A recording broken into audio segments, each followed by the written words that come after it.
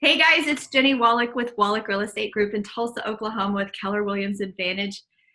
I am so lucky to be back with my friends Josh Anderson and Ricky Cain, and we are going to wrap up the second half of our agent to agent referrals. So real quick, I'll let them introduce themselves and talk about where they're from and their big goal for 2018, and then we'll dive right in. So Josh, you go first.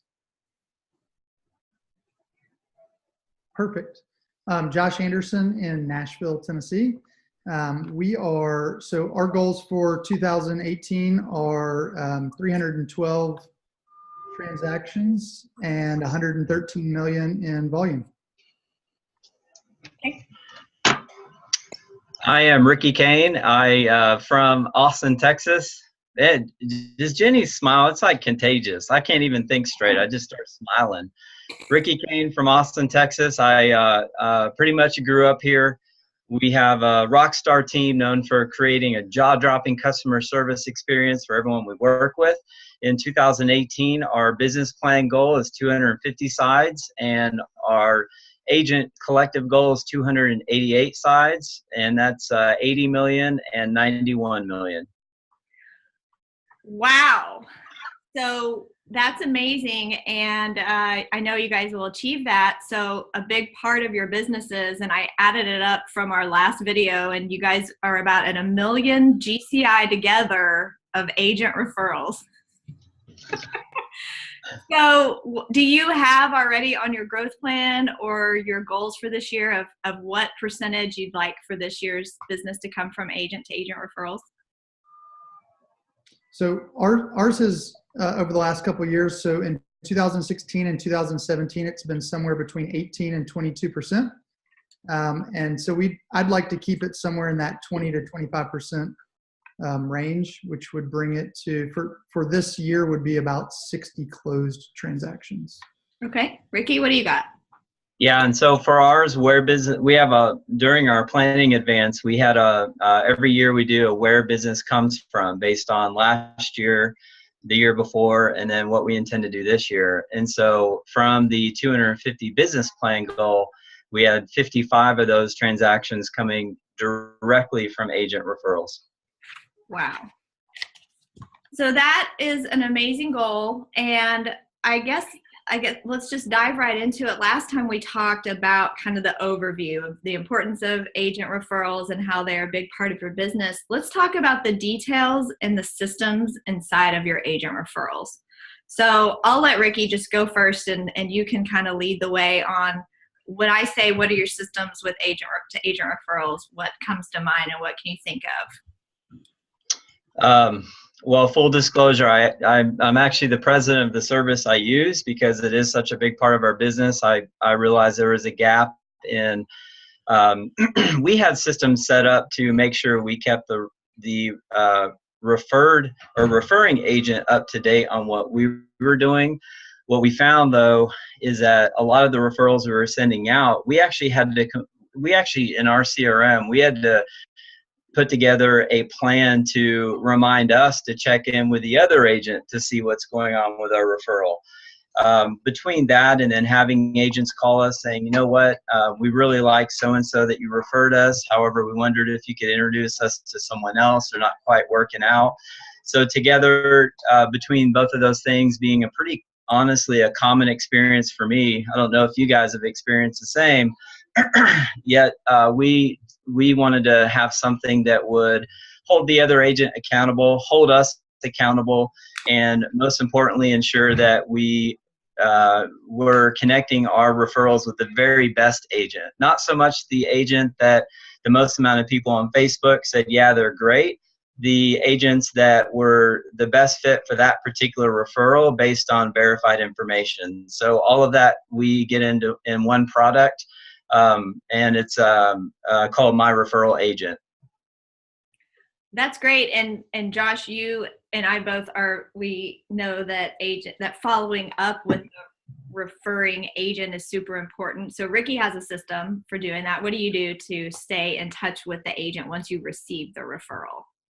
Yeah, so once I make the initial contact with the agent and then also with the client, I one of the big things I do is I feel like kind of at key metrics throughout the process, from the contract to close process, we touch the other agent and kind of update them on, hey, we made communication, hey, we're under contract, hey, we're, this is the closing date. So there's about 5 times throughout the process that we really are communicating with that particular agent and just kind of updating them where we are in the process. And then we touch base with them again the week of closing and then the day of closing. So how do you remember to do all that? Well, it's part of it's just a system in our, there's myself, I'm communicating it, as well as the agent on the team that's actually working with that particular client, and then also the transaction coordinator. So they're always getting some sort of update between the agent, between their administrative people. So they always have some sort of update throughout the process. So it's typically 4 to 5 touches to the agent once we've made communication, if that makes sense.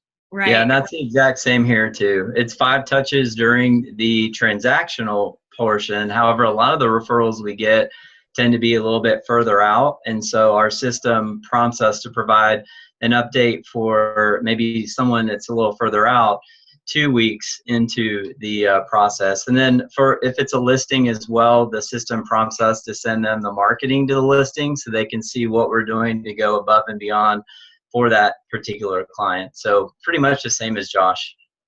Okay, so I'm a brand new agent or newer in the business, and I don't have a lot of money to invest in all these tools. So what are just some checklists and timelines that I could implement today to stay in touch better? I think one of the things, I'm not sure if this is going to answer your question or not, but I think one of the things that we do is really kind of, you don't have to have money. I think it's the time and energy of putting it into the relationship. So it's always about the relationship. And I think it's, being strategic about whether you're doing panels or whether you're going to family reunion. You guys have, for anybody that's watching this, has a little bit over a month to really kind of dig in and figure out what they want from family reunion in February, and who you want to target and who you'd like to grab coffee with or lunch, and really create those relationships online and then take them offline and strengthen that relationship. And that's where most of our business over the last 11 years has been me doing panels and being on stage, or, just whatever that is, just going in and really just being present in the relationship and being a resource. I think for where we are in our business now, I have the opportunity to be a resource for a lot of people. And somebody did it for me all throughout. And no matter where you're at, you have an opportunity to help somebody kind of get to that next level or connect them to somebody. And I think that's what matters. Okay. So what I'm hearing is that, or I'll just add to that maybe not having fancy tools or investing in things yet, rather just putting a reminder on your calendar to stay in touch and build to the relationship. And I think you're trying to figure out what you're looking for in a referral partner or an agent partner. So, it's not just kind of what Ricky said earlier. I don't think it's just picking somebody because they've got a fan club or whatever it is on Facebook. I think it's really doing your interviewing process and just kind of doing your due diligence. I mean, I always tell agents that refer us business, it's not about whether I have a buyer's agent on the team. It's about the personality and the behavioral style of the person that they're referring and seeing who's the best fit. So, well, thank you for bringing that up, because that was mentioned, and it was actually a question that I think Missy Webb had asked on Facebook. She asked about leverage. So I know that personally, I haven't worked with buyers in a while. So when I receive an agent referral, I may not be the one working directly with that client. So how are you guys handling the conversations when you receive the referral? What's that process look like? Ricky, why don't you take that one? Yeah, and for us, that process. So if it's a seller, it actually is still me that directly works with that client. However, for us, the way we have our director of sales, who's, gosh, she's so beautiful. Her name is Ricky Cain, and she that's the secret, right? Make sure your director of sales is beautiful. So she's the one that usually has that introduction call with that client, and it's and with the agent. So first she speaks with the agent to get a whole bunch of information about the client. That way she can have a purposeful call with the client when she makes that introduction. And that's a very important piece, because from that conversation, she knows exactly which agent would be best suited to serve that client. So maybe it's maybe it's someone that's, a high I that is very, loves conversation, or maybe it's someone that's just a hard driver, or maybe it's someone that has their senior real estate, designation, or there's so many different things that come into play. We also have a couple people that were in the military. So that conversation that CoDK has with the client and the referring agent is critical to make sure that we know which agent would be best suited for that referral. Okay, let me add one piece to this. So we all have teams. A lot of our friends may not have a team yet, so they are wearing all those hats still. And I've even seen this comment on some Facebook referral groups where they'll say, no big teams. What do you guys have to say to that? Why would that be small-minded, do you think? How long is this webinar? Well, we don't have much more time, so. I get back to, a jack of all trades is only going to be able to do so much and provide so much services that are at a high level. And the specialization model, in my opinion, if I were referring my own parents and they were moving out of town, I would actually want a team, because then I know that the agent's going to be there for agent related questions, while the support staff is going to be doing what they need to do to make sure that everything's going to be on time, all the paperwork's done correctly, and that they're having an amazing customer service experience. So I'm actually opposite. I prefer it. The best agent isn't always going to be a team. It might be an individual agent based on where the market is. However, if I know someone has great systems, great track record for customer service, and it's a team, that gets me excited, because I know what we're able to do with that same model. Yeah, I think the whole, I don't want a big team, I kind of get the general sense, but to me it's generalizing. It is generalizing, and it's making assumptions before you know who is on the team and how.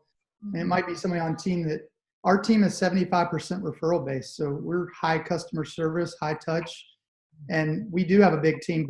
And I didn't start the business to have a team, but it morphed into that because of the need for creating more customer service and helping more people, achieve home buying or home selling. And so I think a big piece of this is just about setting expectations and over communicating and knowing truly what your client is looking for, rather than just, and there's also a big difference. I think we talked about this a little bit last time, was the difference of, are these referral groups, are these leads, or are they actually referrals of somebody that you worked with?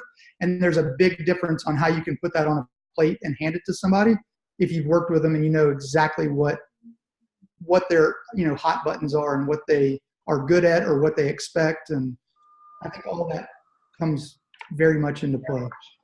Well, we are about to embark on Anaheim as a company, and we will have so much opportunity to network with all our realtor friends across the country. I love being strategic in advance and thinking of ways that I'm going to connect with other agents and deepen relationships. What do you guys have for tips that you share with those in your market center on your team? I'll let Josh go first.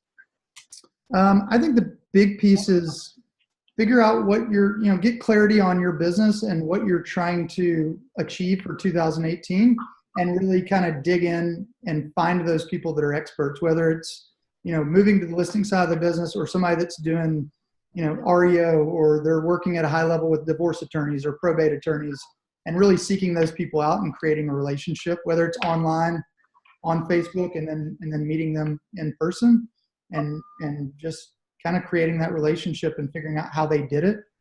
I think the cool part about our business or our company is everybody's, for the most part, willing to share. And I've never had anybody say, no, I won't give you that information, or no, I can't have lunch with you, or whatever it is. I think our company's just been awesome about opening up and helping. Yeah. What do you got, Ricky?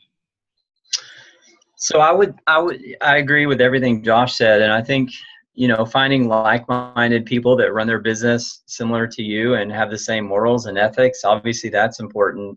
I also think too, when have those purposeful conversations with people so that you can learn that information. It's not just hey, here's what I do. I'm going to sell this much. I did this much last year. All that, for me, it's all just small talk. I want to know, like, what are you doing to make sure that your client is receiving an amazing experience? How are you tracking your customer service scores? Do you track them? I personally would want to send business to people that track their scores like we do. And also too, bring a Sharpie with you, so that when you receive someone's card and you're done with your conversation, if it was a powerful conversation, or you want to be able to reference something from that conversation, write that down with the Sharpie on the card. That way, when you go through all your cards, when you're done with family reunion, you can reference that part of the conversation to remember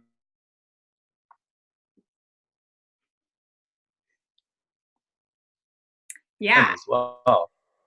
Yeah. Well, you cut out there for a minute, and I think I know what you're saying. And I'll kind of add to that is I always say, make sure that you have a plan for after family reunion. We get home with all these business cards, and most of them, I'm going to bet, go in the trash or sit on a desk with some big plan that you're going to do something with them. Well, now beforehand, go ahead and have a system in place. For me, I bring them back and they get a handwritten note. They get put into our database, and then we know all the touches that are going to happen in the year, and inviting, friending them on Facebook, et cetera. Any other tips you can think about for someone to, I even had this question asked in another mastermind group. What is a way, if you were to set a goal of going to family reunion and coming back to ensure that you could generate 2 new agent to agent referrals, what would you do to make that happen? What could you do to make that happen? I think it's going there with a plan, and I can tell my internet connection is going in and out, so I apologize. I think it's really having a plan. I have a document that I use. I'm happy to share with anyone that wants to see it. I've used it now for 3 years in a row. Just send me an email at familyreunion@thecainteam.com. And it essentially helps me stay on track with why I'm going there. It highlights sections on who are the people that I most need to make sure I meet while I'm there, what are the things that I intend on essentially learning while I'm there, what are those big ticket items. And then also I even have a little place for how many conversations that I have with people that I don't know, because I want to make sure I'm intentional while I'm there. And for me, I sometimes get distracted by everything that's going on. Maybe I'm unique in that, maybe I'm not.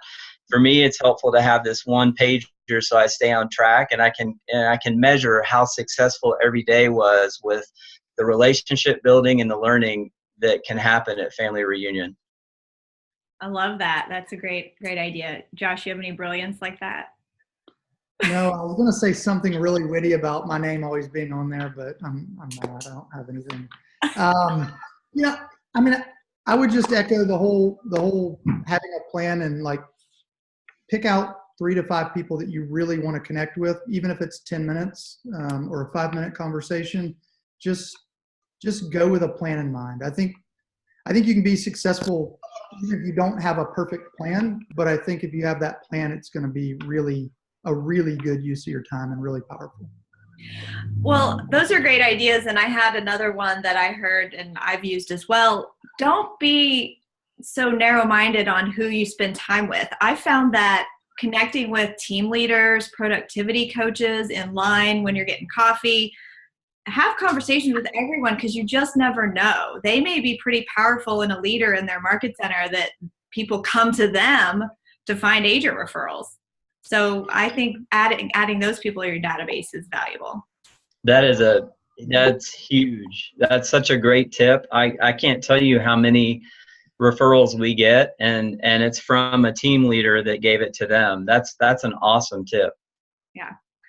Okay. Any final words from you guys? Jenny, you never told what your goal is for referrals. or your actual team goals. So Well, first off, this is about you guys and not me. Oh, it's never just about us, Jenny. Come on. Our team goal for this year is to help 175 families and get to 1 million GCI. It's on my wall right here so I can see it. And to get our database to 5,000 in our database. And 30% of our business comes from agent to agent referrals. So that'd be a little over 50 referrals that we get to help this year. So that's all. Sweet. Good stuff. Yeah. Well, thank you guys again for your time. And I know that everyone can reach out to you guys. I will share your contact information. Everyone can hit you up and connect at Family Reunion. And if you have any other questions, let me know. And my number is 918-706-9845. And we will talk to you soon. Bye. Bye-bye.